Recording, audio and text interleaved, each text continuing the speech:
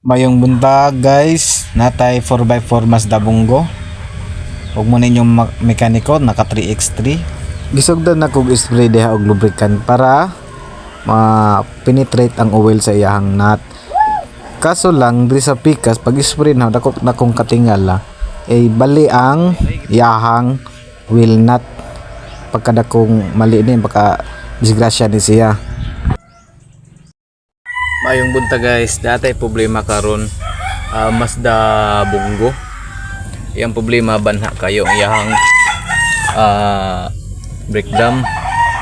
So diri wala nako tanggala ang ligid kay naa may pagi nga tanggalon ng axle. Once matanggal na matanggal ng ligid. O sa dihang matanggal na ang axle, dili lang po na to kalimtan nga napa na lock nga 10mm sa iyahang wheel hub. Ug sa dihang matanggal na makuha na nimo ng inner bearing. Pasensya na kay mo kay banha kayo ang manok ni Papa. Mao din yang outer bearing gibati siya og kainit.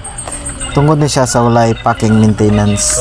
So ibangil na to ang ligid for safety for. Ano rason guys, nganong banha ang iyahang brake shoe, iyahang drum kay purot na iyahang brake lining mana siya. Metal to metal.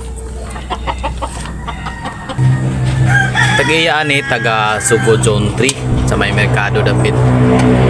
Kitaan lang ko niya sa sugod kay nakoy gi-rescue, so mo to take advantage ni. Kaya medyo lisod-lisod kayo mga itag mekaniko ron. So baklas.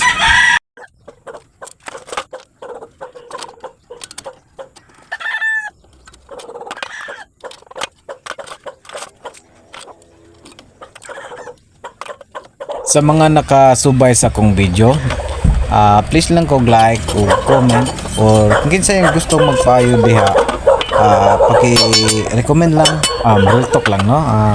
Lisod kayo na mahimutang content creator nga naghuwat pa og verification ni Meta. Pwede ko pa support na lang po, paki-follow na lang sa akong page para matagat ta ni Meta.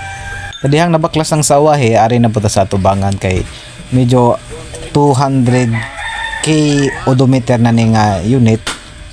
Sure jud ni nga hilis na iyahang brake pad sa abante.